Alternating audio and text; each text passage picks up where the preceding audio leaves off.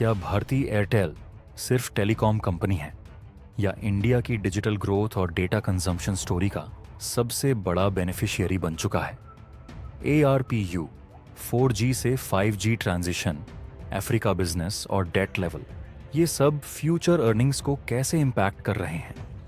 और current valuation पर Airtel में लॉन्ग टर्म एंट्री लेना समझदारी है या ऑलरेडी काफ़ी रनअप हो चुका है? नमस्ते दोस्तों, आप देख रहे हैं बालाजी मार्केट इनसाइट्स, जहां हम हाइप नहीं, हार्ड डेटा और सिंपल भाषा में बात करते हैं।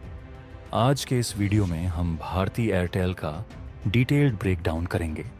बिजनेस मिक्स में India wireless, home broadband, enterprise और अफ्रीका ऑपरेशंस की पिक्चर, फंडामेंटल्स में subscriber growth, ARPU, margin profile, debt और return ratios, valuation, historical range और global plus domestic telecom peers के कंपैरिजन में कहाँ खड़ा है, और टेक्निकल्स में मेजर सपोर्ट, रेजिस्टेंस और प्राइस ट्रेंड क्या सिग्नल दे रहे हैं।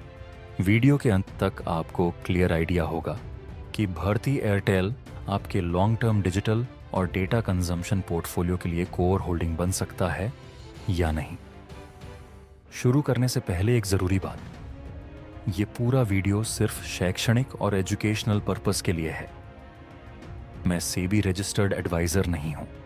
कोई भी बाय, सेल या होल्ड का फैसला लेने से पहले अपने रजिस्टर्ड फाइनेंशियल एडवाइज़र से सलाह लें और ख़ुद की रिसर्च ज़रूर करें। टेलीकॉम सेक्टर में रेगुलेटरी, कंपटीशन और कैपेक्स रिस्क हमेशा मौजूद रहता है। चलिए अब सीधे भारती एयरटेल के नंबर्स और चार्ट्स पर चलते हैं। भारती एयरटेल के शेयर में निवेश करना है या नहीं, ये सवाल आज हर निवेशक के मन में है। आज हम इस कंपनी की पूरी कहानी जानेंगे, इसके बिजनेस से लेकर शेयर की तकनीकी एनालिसिस तक, सब कुछ बिल्कुल सरल भाषा में। भारती एयरटेल आज भारत की दूसरी सबसे बड़ी टेलीकॉम कंपनी है।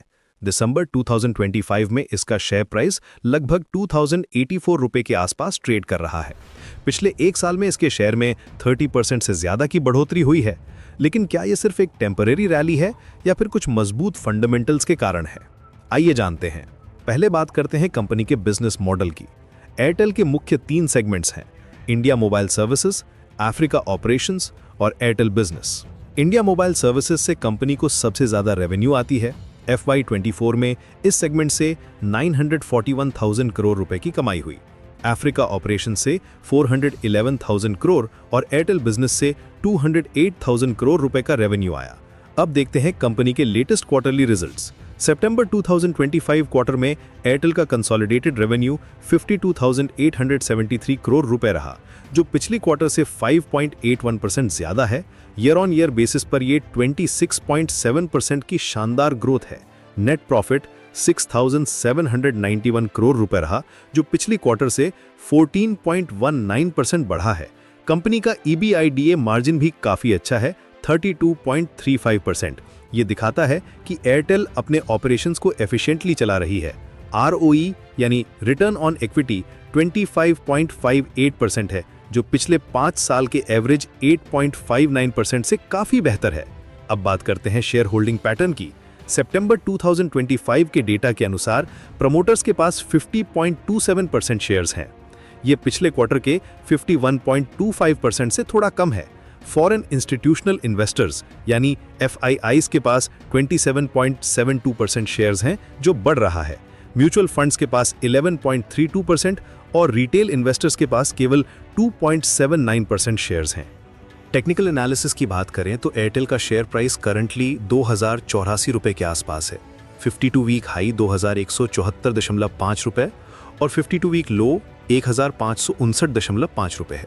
करंट प्राइस से 52 वीक हाई केवल 3.98% दूर है, जो दिखाता है कि स्टॉक अपने पीक लेवल्स के करीब ट्रेड कर रहा है। PE रेशियो 31.42 है, जो सेक्टर एवरेज 52.2 से कम है। ये पॉजिटिव सिग्नल है। हालांकि PB रेशियो 13.91 है, जो थोड़ा हाई है। 20 डे EMA 2100 के आसपास है और रिसेंटली बुलिश क्रॉसओवर भी आया है। अब आते हैं कंपनी के फ्यूचर प्रोजेक्ट्स और बिजनेस आउटलुक पर। एयरटेल ने 5G सर्विसेज लॉन्च की हैं और इसका एक्सपेंशन तेजी से हो रहा है। कंपनी का फोकस प्रीमियम कस्टमर्स पर है और ARPU यानी एवरेज रेवेन्यू पर यूजर बढ़ाने पर काम कर रही है। रीसेंट टैरिफ हाइक से रेवेन्यू में और भी इंप्रूवमेंट एक्सपेक्टेड है। अफ्रीका ऑपरेशंस में भी कंपनी की पोजीशन मजबूत है। यहाँ मोबाइल मनी सर्विसेज और डेटा सर्विसेज की डिमांड बढ़ रही है। एयरटेल बिजनेस सेगमेंट में भी एंटरप्राइज कस्टमर्स की संख्या बढ़ रही है। डेट की स्थिति देखें तो कंपनी का डेट टू इक्विटी रेशियो 1.13 है, जो मैनेजेबल लेवल पर है। कंपनी ने पिछले कुछ सालों में अपना डेट काफ़ी कम किया है। अब सबसे इंपॉर्टेंट सवाल, क्या करना चाहिए, बाय, सेल या होल्ड? पॉजिटिव फैक्टर्स देखें तो strong revenue growth, improving margins, 5G expansion, tariff hikes का बेनिफिट, अफ्रीका ऑपरेशंस की ग्रोथ पोटेंशियल और स्ट्रॉन्ग मार्केट पोजीशन। कंपनी का कैश फ्लो भी अच्छा है और डिविडेंड यील्ड 0.77% है। नेगेटिव फैक्टर्स में high valuations, intense competition, regulatory challenges और मैक्रो इकोनॉमिक फैक्टर्स का इम्पैक्ट हो सकता है। करंट प्राइस लेवल्स पर स्टॉक एक्सपेंसिव लग रहा है। टेक्निकल इंडिकेटर्स मिक्स्ड सिग्नल्स दे रहे हैं। रीसेंट बुलिश क्रॉसओवर पॉजिटिव है, लेकिन स्टॉक अपने हाई लेवल्स के करीब है। सपोर्ट लेवल 2000 के आसपास है और रेजिस्टेंस 2175 के आसपास। मेरी राय में अगर आप लॉन्ग टर्म इन्वेस्टर हैं तो एयरटेल एक अच्छा स्टॉक है, लेकिन करंट लेवल्स पर एंट्री थोड़ी एक्सपेंसिव है। अगर स्टॉक 1950 से 2000 के लेवल पर आ जाए तो बेहतर एंट्री पॉइंट होगा। एग्जिस्टिंग शेयर होल्डर्स के लिए होल्ड करना समझदारी है, क्योंकि कंपनी के फंडामेंटल स्ट्रॉन्ग है। 5G एक्सपेंशन और टैरिफ हाइक से आने वाले क्वार्टर्स में और भी ग्रोथ एक्सपेक्टेड है।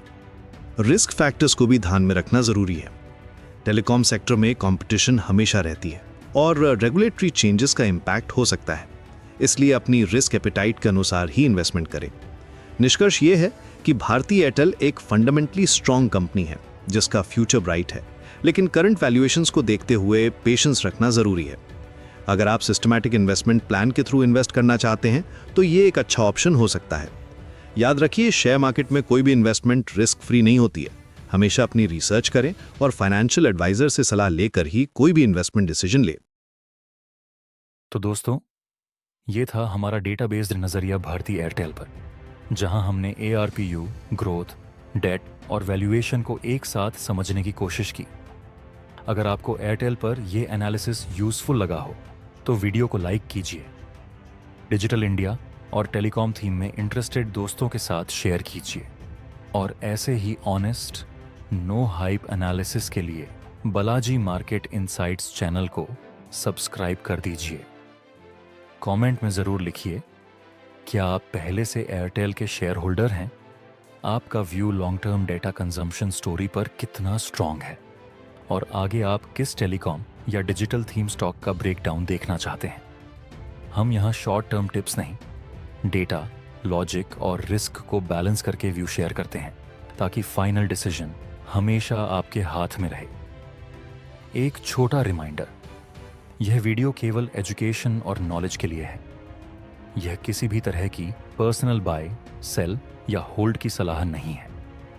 स्टॉक मार्केट और टेलीकॉम सेक्टर में निवेश हमेशा रिस्क के साथ आता है।